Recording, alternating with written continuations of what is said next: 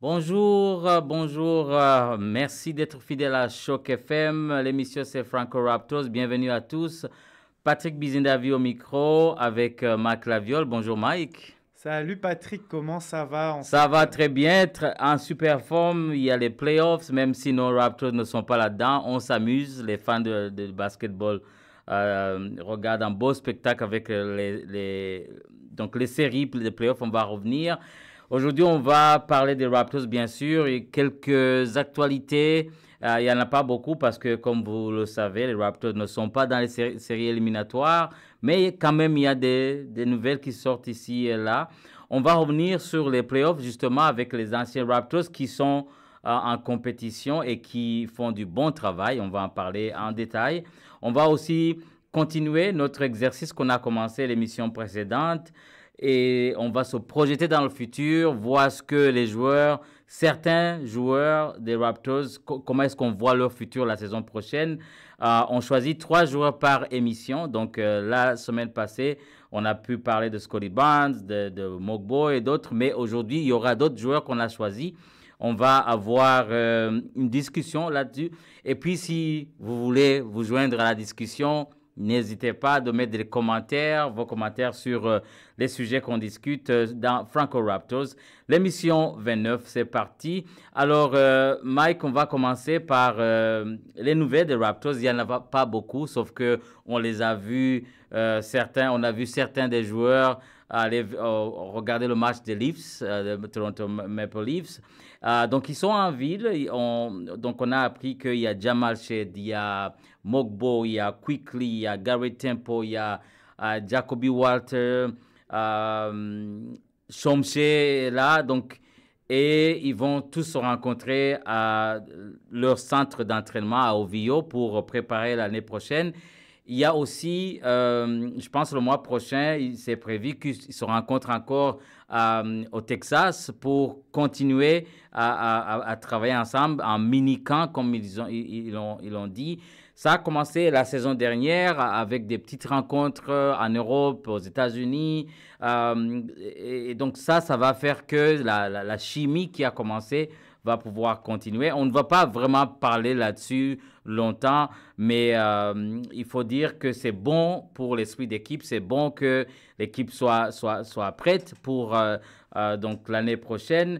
Donc, est-ce que pour toi, Mike, qu'est-ce que ça te dit, le fait qu'ils restent ensemble, ils viennent de tous les côtés des États-Unis et d'autres, mais qui restent ensemble, qui se rencontrent ici en ville pour s'entraîner. Qu'est-ce que ça te dit? Est-ce que je ne sais pas si ça a un sens, mais pour moi, l'esprit d'équipe, c'est ça justement le temps qu'ils passent ensemble. Ouais, comme tu as dit, c'est la prolongation de ce qu'on a vu l'intersaison dernière et pendant la saison. Les joueurs qui restent soudés, qui restent unis, qui vont encourager l'équipe de hockey locale qui est en train de faire des merveilles dans les séries pour une fois. Et non, c'est vraiment cool. Et en plus, l'info un petit peu à travers ça, c'est que Garrett Temple reste avec le reste de l'effectif. Donc, c'est une petite indication sur son souhait de rester et peut-être déjà des discussions qui vont dans le bon sens avec la direction. Parce que, par exemple, on ne voit pas Chris Boucher avec le reste de l'équipe. Chris Boucher qui, j'espère, prendre des vacances bien méritées, profite de son enfant. Scottie Barnes, je crois qu'il est toujours en vacances. Je n'ai pas trop suivi. Il était avec Mobo à un moment... Mais voilà, c'est super intéressant. Et puis, ils sont déjà de retour au travail. C'est ça qu'il faut souligner. C'est que les vacances n'ont pas duré... Ils ont 3 mois de vacances en vrai, mais ce n'est pas 3 mois de vacances vraiment. Donc, non, c'est une bonne nouvelle. Et puis, ouais, pas grand-chose à ajouter. On va attendre. Et puis, l'autre nouvelle aussi de la semaine prochaine, c'est qu'il y a la loterie qui s'en vient lundi. Donc là, ça va être intéressant. On a eu la petite info. Je ne sais pas si elle est sortie. C'est Masai Ujiri qui devrait représenter les Raptors à la loterie. On va suivre ça. C'était l'une des questions. Il y en a qui plaisantaient, qui disaient que ça allait être la mascotte ou un délire comme ça. D'après ce qu'on nous a dit, c'était Masai Ujiri qui y serait. Donc, on espère qu'il va porter chance. Et puis, on va attendre lundi avec grande impatience parce que ça va vraiment nous ouvrir déjà à nous des émissions. Parce qu'on va pouvoir enfin parler de qui les Raptors peuvent prendre dans ce top 4 s'ils y sont, on espère. Ou sinon, s'ils ont 7, 8, on pourra parler des autres joueurs qui ne seront pas du tout les mêmes. Donc, ça va nous permettre de pouvoir continuer de parler des Raptors. Donc, ça, c'est une très, très bonne chose que la loterie arrive dès lundi prochain. Oui, c'est ça. Donc, lundi, on saura quelle place aura les Raptors dans ces repêchages qui viennent bientôt. Mais pour revenir justement aux joueurs qui se sont rassemblés, on avait appris lors de la conférence de presse de fin de saison que Gary Temple allait rester un peu plus parce qu'il s'est blessé. Le dernier match, il s'est blessé. Donc, il y a un moment de réhabilitation donc, qui va rester avec l'équipe. Donc, voilà, c'était un peu la petite nouvelle des Raptors. Et puis, on va bien sûr vous tenir informé lorsqu'on aura appris la place des Raptors à partir de lundi dans les prochains repêchages. Alors, pour continuer justement dans la discussion concernant les Raptors, on a commencé une petite discussion depuis la semaine passée de se projeter un peu dans le futur, de voir ce que nous réservent nos Raptors l'année prochaine. On prend quelques joueurs par émission et aujourd'hui, on va commencer par R.J. Barrett qu'on va discuter. Et puis, c'était, je pense, l'une des meilleures saisons, la meilleure saison de sa carrière, la saison dernière. Donc, une saison solide comme titulaire chez les Raptors. Il a joué 58 matchs et puis il a eu un peu plus de 21 points par match la saison dernière dans les 58 matchs qu'il a joué. 6 rebonds, passes décisives, il a un peu plus de 5.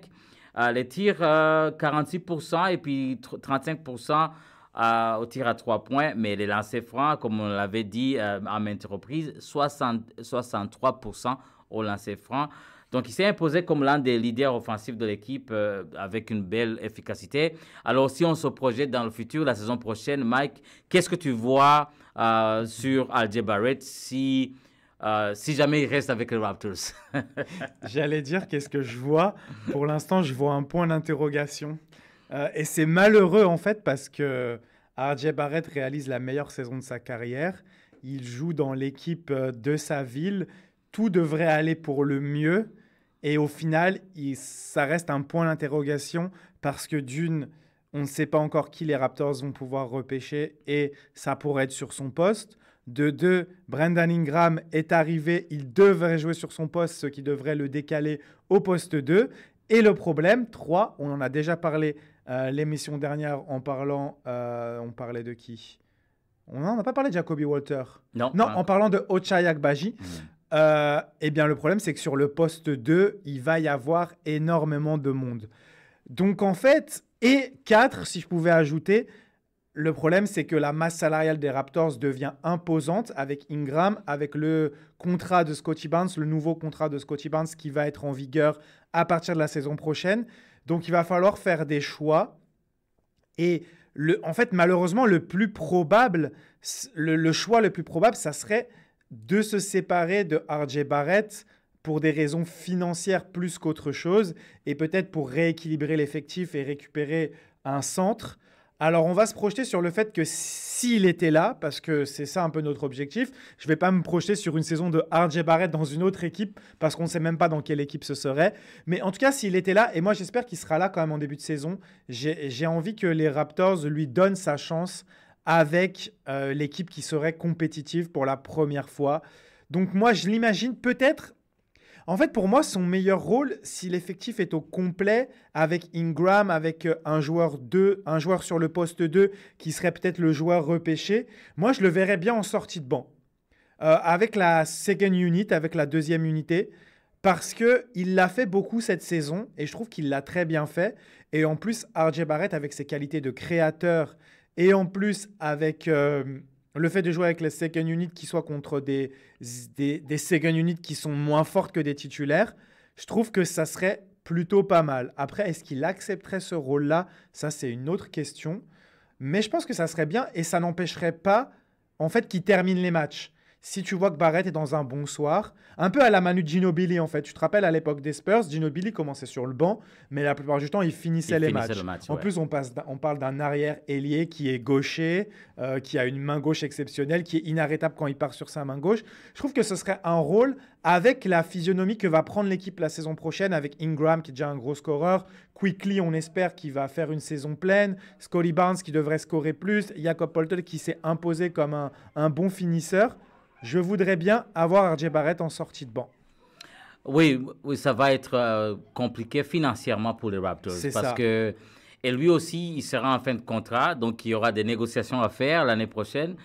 Donc ça va être compliqué. Et puis s'il sort du banc, cela veut dire qu'il y a d'autres joueurs qui vont partir. La semaine passée, on parlait de Ochai, on parlait de Jacoby Walter, on parlait de Grady Dick. Donc tout ce monde-là, c'est sur le même poste. Donc si jamais, donc dépendamment des repêchages, si jamais RJ sort du banc, sûrement qu'il y aura des joueurs qui ne seront plus avec les Raptors. Et puis financièrement, l'organisation est plutôt, ils sont plutôt conservateurs.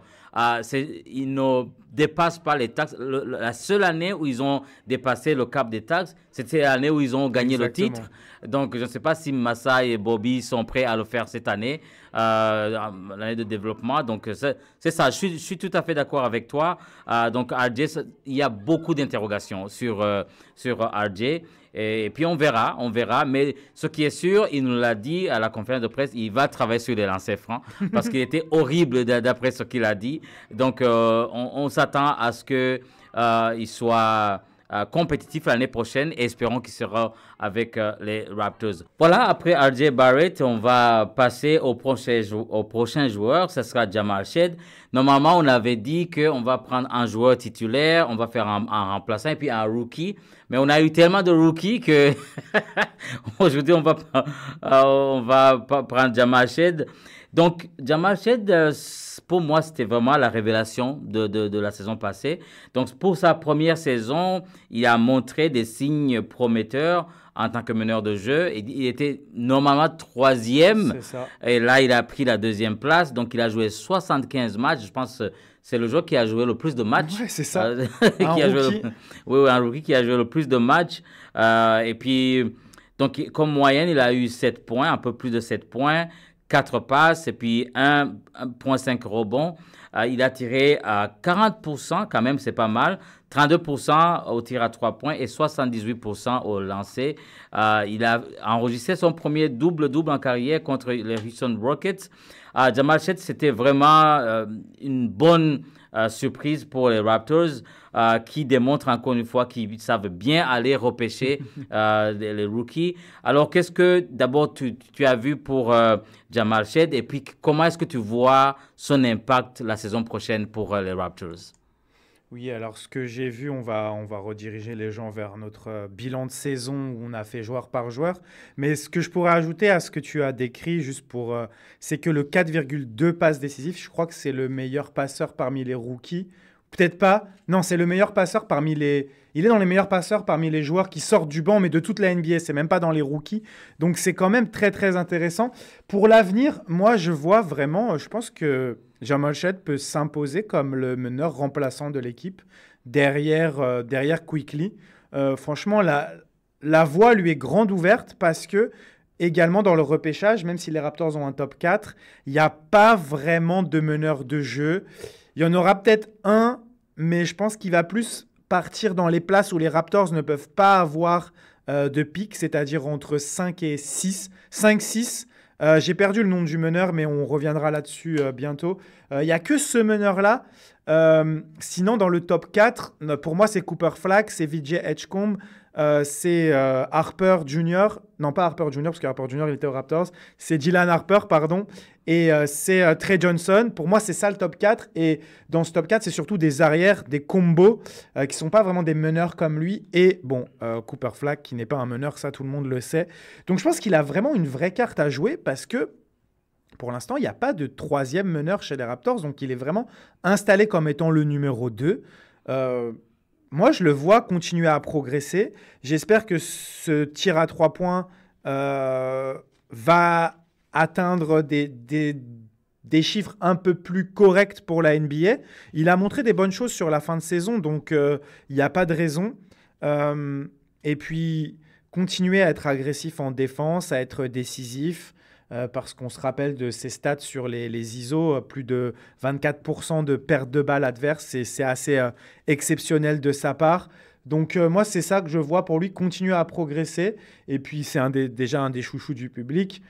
Tout ce qu'on peut lui souhaiter à long terme, c'est d'avoir une trajectoire à la Kyle Lowry, même si il était moins destiné que Lowry à l'être. Mais quand même, Kyle, sur ses premières saisons, on ne s'attendait pas à ce qu'il devienne un tel joueur. Jamal Shead, on peut déjà plus s'y attendre après sa saison rookie, mais on sait qu'il va falloir confirmer. On sait aussi quand même que de la saison 1 à la saison 2, c'est là où il y a la plus grande progression. Donc j'ai hâte de voir quelle sera cette progression-là. Est-ce qu'il progresse vers vraiment un joueur de rôle en sortie de banc ou est-ce qu'il nous laisse entrevoir plus? Ça, c'est vraiment tout ce qu'on peut espérer pour la saison prochaine de Jamal Shead. Absolument, tu as raison. Et puis, je pense que si je peux ajouter juste un petit élément, il convient dans le système défensif de Darko. Ouais. Parce que Darko, sa défense, c'est vraiment de mettre la pression sur le porteur de balle. Et Jamal Shead était parmi les meilleurs en NBA carrément. Parce qu'en défense, il fait... Combien de fois on a vu l'équipe adverse mettre les 8 secondes avant d'arriver au milieu du terrain? Parce qu'il y avait justement cette pression défensive dont Jamal Shead, Jacoby Walter ont démontré. Donc, il a une place. Et puis aussi, le système de Darko fait que des fois, on ne sait pas qui est meneur parce que en certains moments, n'importe qui peut monter avec la balle. Donc, il peut faire des combos. On a vu même des fois où il y avait Jamal Shead et Quickley, les deux en même temps sur le terrain, donc dépendamment des match-ups. Donc, comme tu as dit, il a vraiment sa place aux Raptors. Et puis, c'est quelqu'un de bien, il s'amuse, il est très drôle. Et puis, non, j'ai hâte de le voir l'année prochaine. Et puis, pourquoi pas les playoffs, on ne sait jamais. Donc, après Jamal Shead, on va passer au troisième joueur. On va parler de Grady Dick. Grady Dick qui n'a pas terminé sa saison, donc la saison dernière. Donc, c'était sa deuxième année. Il a connu quand même une bonne progression, comme tu le disais, entre la première et la deuxième année. Mais comme on l'a dit, il a été écarté en raison de blessures. Donc, il a joué 54 matchs avec un peu plus de 14 points par match, 3 rebonds et presque 2 passes décisives par match. Tir à 41%, 35% à 3 points. Et le lancer franc, il est quand même bon avec 85%. Et aussi, cette saison, il a été sélectionné dans les Rising Stars de la semaine All-Star. Et donc, ça a mis en évidence son développement et son impact. Donc, comment est-ce que tu vois la saison prochaine, Grady Dick? Titulaire, je ne pense pas, parce que ça va être difficile avec Brandon Ingram, mais quand même, il a quelque chose à apporter. Qu'est-ce que tu vois avec tes lunettes qui voient dans le futur des Raptors? Que me dit ma boule de cristal? Grady, en fait, quand même, malgré tout, je vois, il a tourné à 14 points par match.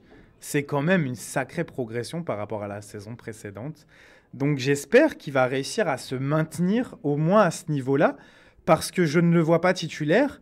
Mais si en sortie de banc, il arrive à tourner à 14 ou 15 points, je trouve que c'est quand même sensationnel parce qu'il n'y a pas beaucoup de joueurs qui... Ça, c'est des joueurs qui sont candidats au titre de 6e homme de l'année, qui tournent entre 15 et 18 points de manière générale. Donc, une progression, on attend sur le tir à 3 points. J'espère qu'il va continuer à être plus adroit. Je pense qu'il va continuer à travailler sur son physique. C'est ça le plus important pour lui, qu'il soit physiquement encore mieux bâti pour résister au choc, pour mieux défendre, parce que c'est vraiment la question avec lui. Moi, c'est ce que je dis depuis le départ. J'ai du mal à le projeter comme un titulaire parce que je trouve que sa défense, c'est problématique pour l'instant. Il se bat. Par contre, il fait les efforts. Vraiment, c'est ça qui est intéressant, c'est que les efforts sont là. C'est pas Luka Doncic, pour être un petit peu caricatural. Il fait les efforts, sauf qu'il est limité par son physique. Sur le poste 3, il se faisait rentrer dedans. Même en 2, il n'est pas assez mobile, rapide pour défendre sur des autres postes 2. Donc, vraiment, moi, j'attends une progression dans l'adresse et un petit peu défensive aussi. Il va continuer C'est un joueur intelligent parce que défensivement, quand il n'est pas sur le porteur de balle, il est très bon pour aller couper les lignes de passe, pour lire les déplacements des adversaires. Donc, c'est pas un mauvais défenseur en vrai. Intrinsèquement, c'est pas un mauvais défenseur. C'est juste qu'il est limité par ses qualités athlétiques et encore ses qualités athlétiques, je dirais pas ça. Par son physique, on va dire. Parce qu'il a quand même démontré qu'il avait des qualités athlétiques. Il a terminé des dunks, des choses comme ça cette année.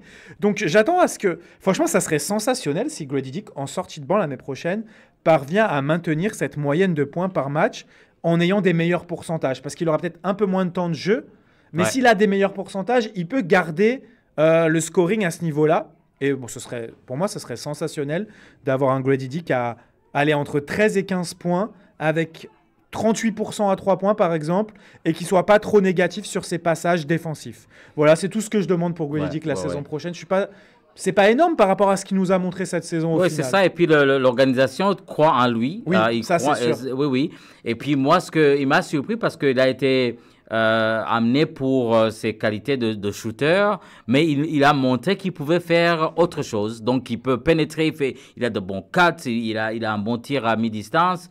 Il fait des efforts, comme tu l'as dit, il fait des efforts défensivement.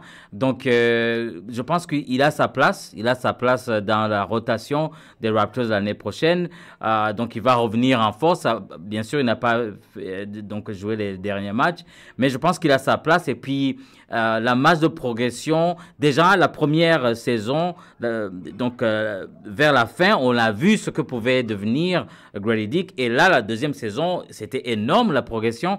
Et là, on se dit, s'il continue sur la même lancée, on s'attend à voir quand même pas mal de choses sur Grady Dick. Et voilà, donc c'était notre partie futuristique des Raptors avec les 3 joueurs de cette semaine. On va parler d'autres joueurs la semaine prochaine.